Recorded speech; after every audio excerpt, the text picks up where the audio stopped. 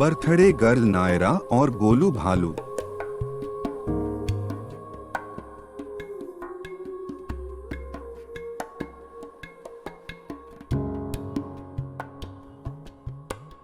नायरा नाम की एक लड़की अपने जन्मदिन से एक रात पहले अपने खिलौनों के साथ सो रही थी।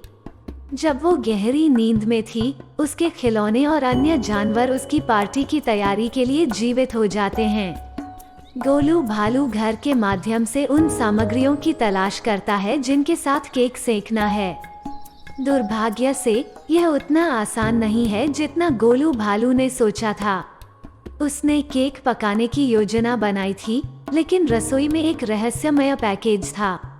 जब वो उत्सुकता से इसका निरीक्षण करता है, तो एक छोटा भूरा पिल्ला उसमें से निकलता है और बॉक्स पर लगे रिबन को फाड़ते हुए तुरंत भाग जाता है। गोलू भालू को अब पिल्ले को बॉक्स के लिए वापस तैयार करना है, केक बनाना है और जन्मदिन की पार्टी के लिए घर को भी सजाना है।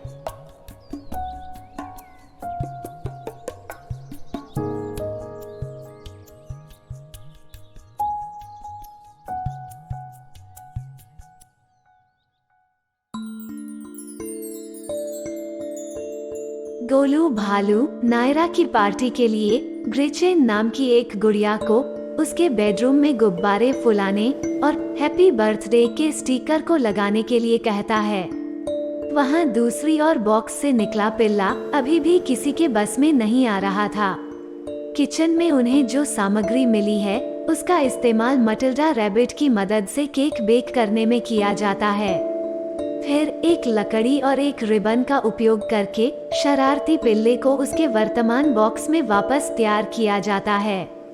अंत में गोलू भालू नायरा के बिस्तर में कूद जाता है, उसके जागने से पहले खिलौने वाले जानवरों के रूप में वापस बदल जाता है।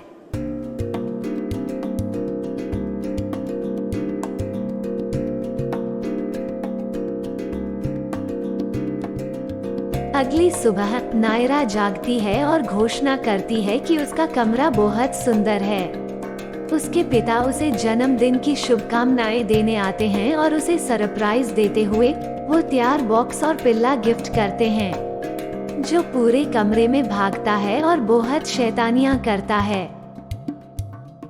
नायरा ने अब तक के सबसे अच्छे जन्मदिन के लिए सभी का धन्यवाद किया और अपने सॉफ्ट टॉयज को गले से लगा लिया। अंततः नायरा और अन्य सभी ने पार्टी में बहुत मस्ती की। नायरा के favourite song a whole new world पर सबने डांस किया और ट्रीट्स भी खाए। फिर नायरा ने अपने अन्य गिफ्ट खोले, जिनमें स्टडी का सामान, उसकी पसंदीदा पर्पल कलर की ड्रेस और कुछ अन्य खिलौने थे। नायरा ने इसके लिए सबका धन्यवाद किया और पार्टी में आने के लिए शुक्रिया करते हुए सबका अभिवादन किया।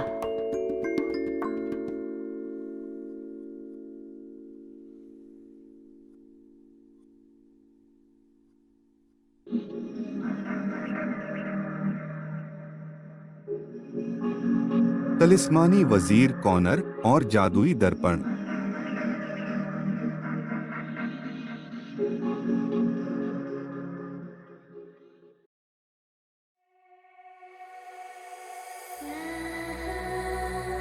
कहानी डेवेंट्री के किले में शुरू होती है, जिसमें राजा ग्राहम और उनके मंत्री देश चलाने के हर दिन के मामलों के बारे में बात करते हैं।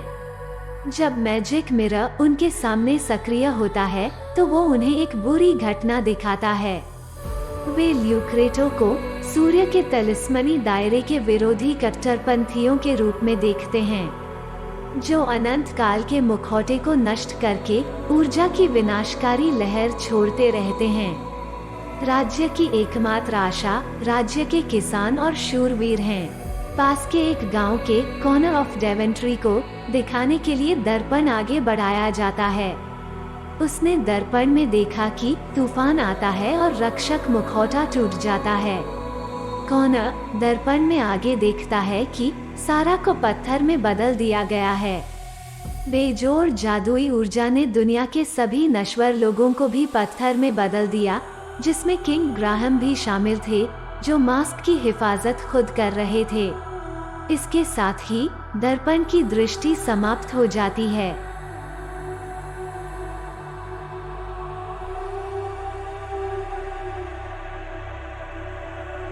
शुरुआती दौर में एक जादूगर कॉनर को अनंत काल के मुखौटे की नियति के बारे में बताता है और उसके लिए एक जादुई नक्शा बनाता है जो सभी खोजे गए क्षेत्रों को दिखाता है। प्रत्येक क्षेत्र में टेलीपोर्टेशन साइटों के कारण कॉनर को भूमि के बीच टेलीपोर्ट करने की अनुमति मिल जाती है। भूमि सूर्य के दायरे को छोड़कर विचलन करने की अवस्था में थी। उतने में अपने क्वेस्ट के ज्ञान के साथ कॉनर शाही परिवार की जांच करने के लिए डेवेंट्री के किले तक का रास्ता बनाता है। ग्राहम और महल के बाकी निवासियों को पत्थर की मूर्ति में बदला देख उसने कसम खाई कि वो राजा ग्राहम और रानी वालेनीस, उनके परिवार और डेवेंट्री के बाकी निवासियों को बचाएगा या कोशिश कर मर जाएगा।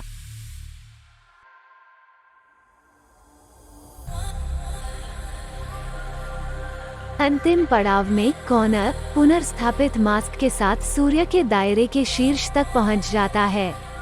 मास्क पर नीली रोशनी की एक किरण चमकती है जो अपनी शक्ति को बहाल करती प्रतीत होती है।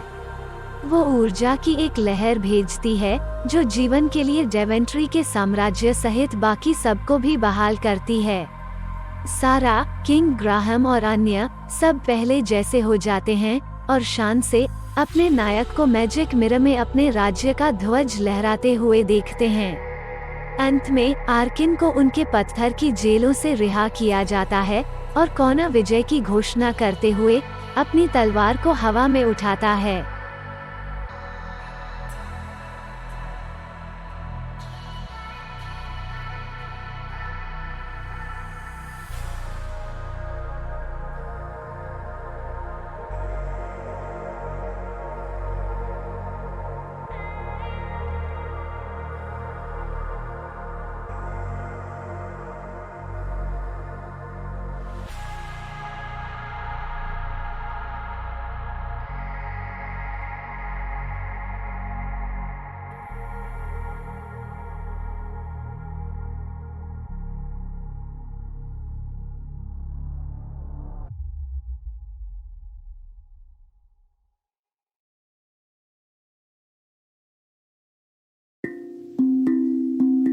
मीना और रहस्यमय द्वीप।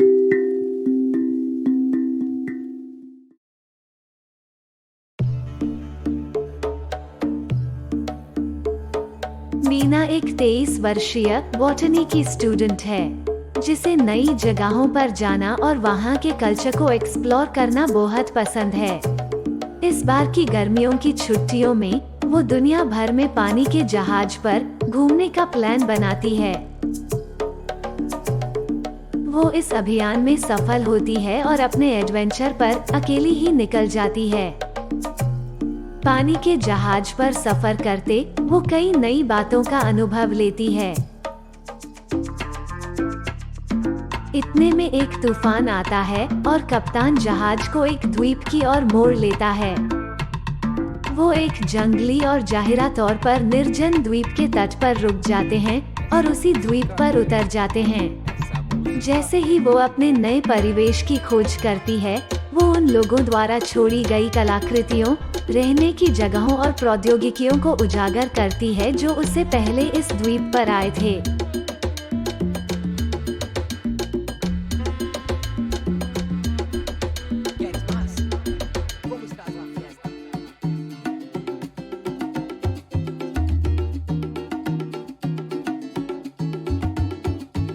एक नया जीवन बनाते हुए मीना पिछली बस्तियों के अवशेषों से एक घर बनाती है और जंगलों के जंगल के खिलाफ अपने अस्तित्व के कौशल का उपयोग करती है। वो जल्द ही छाया में एक आकृति बनाती है जो बाद में जागरूक हो जाती है और उसे उसकी परेशानियों से अवगत करवाती है। इतना बताते हुए वो उसे और भी कई प्रकार की जादुई सहायता प्रदान करती है।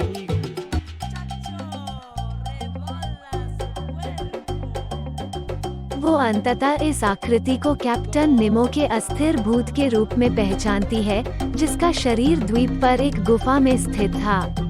उनके द्वारा प्रदान किए गए संकेतों और सुरागों को एक साथ जोड़कर मीना को कप्तान निमो के शरीर को रिवाइव करना होगा और उसकी परछाई को विलीन होने में सहायता करनी होगी। मीना और परछाई ऐसा करने में सफल हो जाते हैं और फिर कैप्टन निमो की परछाई हवा में विलोप हो जाती है। इतने में सभी उसी जगह वापस मिलते हैं जहां से वो जहाज पर बैठे थे।